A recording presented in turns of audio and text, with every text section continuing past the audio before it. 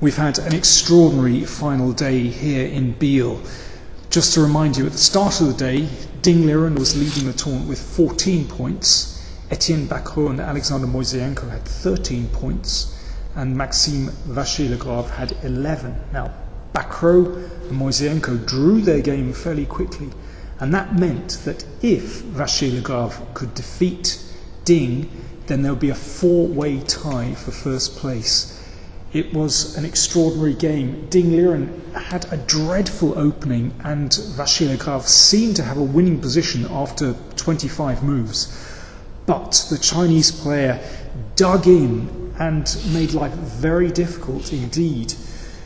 After 59 moves, here we join the game with Liren still a pawn down in a rook and pawn ending. You can see white has this extra passed pawn on d6, tying the rook down to d7.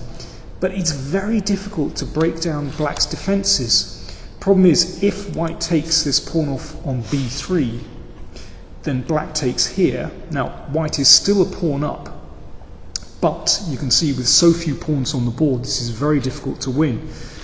One can try and bring the white king across to support the b pawn, but it's not so easy to get it there.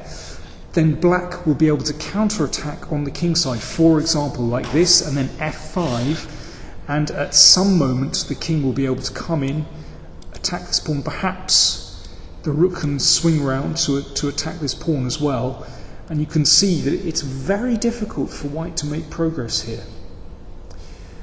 So Vachier-Lagrave had to try and win this game again.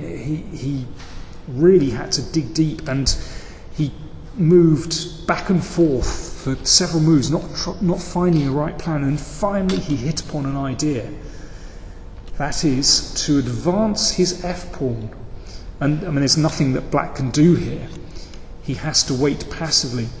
So what's the big idea with advancing the f-pawn? Well, let's see what happens if, let's say, black waits with king f6. Well, we're going to drive black backwards. Basically, white wants to get in f5. Okay, that's to stop the rook coming in. And let's say king f6. I mean, black can defend in other ways, but let me show you the basic idea. So the pawn goes to f5, driving away the rook from attacking white's d-pawn, and then you can take on b3, and now white is 2 pawns up and should win. Now there are other ways black can defend, perhaps king h7, king h7, trying to make room for the rook. But in this position, it feels like things have gone very badly wrong, and now the king can come over. And in this case, soon either the king might be able to wander across to attack the rook on d7, maybe take the pawn on b3, but you can see that white is definitely making progress in that position. So after f4, Liren played f5 check to block the pawn. Okay, well, this doesn't seem so tragic, but watch what happens. Okay, black is just waiting, can't do anything else. And now Vachier-Lagrave went for it with rook d5. The point is that the f-pawn is vulnerable. And now rook b5. Again, if black defends passively with rook f6, then there's no pin, so the pawn can advance, and that's fatal. So black has to take on d6, and white takes on f5. Okay, so there have been pawn exchanges, but this one is rather different because the pawn on b3 is still vulnerable. Added to that, white can attack the king, and white's king is still completely safe. And here, in fact, Vachier-Lagrave managed to exchange rooks straight away, and this leads to a technically winning position. And now the king comes across. Basically, white is going to be able to capture on b3 eventually.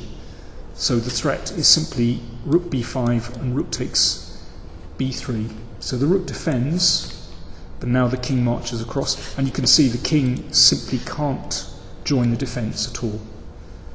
and it's a very, very easy win. Well, let's see what happens if black defends passively.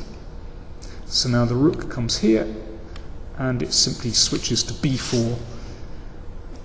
King and pawn ending is obviously a win, and on the next turn after the rook moves, king takes pawn, and 2 pawns is too much. And this basically happened in the game after rook d1.